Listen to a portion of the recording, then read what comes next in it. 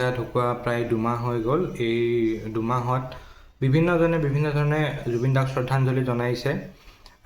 কোনোবাই যদি গছপুলি ৰোপণ কৰিছে, কোনোবাই তেওঁৰ নামত কিতাপ লিখিছে, কবিতা লিখিছে, গান লিখিছে, আৰু কোনোবাই ambulance service, free ambulance service তেওঁৰ নামত দিছে। আৰু ময়ো জুবিন দাৰ কাৰণে এটা শ্ৰদ্ধাঞ্জলি দিব বিচাৰিছিলোঁ। তেওঁৰ মৃত্যুৰ পিছতেই মই তেওঁৰ এখন প্ৰতিচ্ছবি আঁকা আৰম্ভ কৰিছিলোঁ। সময়ৰ অভাৱৰ বাবে অলপ দেৰি হৈ গ'ল সম্পূৰ্ণ হওঁতে, কাৰণ বহুতখিনি ডিটেইলছ ইয়াতে দিবলগীয়া হৈছে। আপোনালোকে পেইণ্টিংখনত দেখিছেই বহুতখিনি ডিটেইলছ আছে ইয়াতে।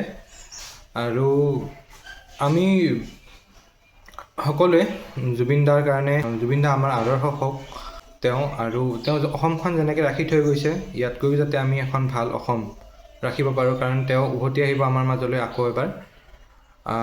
সেইখিনিকে মই ক'ব বিচাৰিছোঁ। আপোনালোকৰ এই ছবিখন, এই পেইণ্টিংখন কেনেকুৱা লাগিছে জনাব, আৰু শ্বেয়াৰ কৰিব। #JusticeForJubin Garg বুলি লিখি শ্বেয়াৰ কৰিব, কাৰণ এতিয়াও তেওঁ ন্যায় পোৱা নাই জুবিন দা, আৰু ন্যায়ৰ এই যুদ্ধখন চলি থাকিব লাগিব। আপোনালোকে জুবিন দাক পাহৰি নাযাব, আমিও পাহৰি নাযাওঁ। সদায় তেওঁক আমাৰ হৃদয়ত জীয়াই ৰাখিম।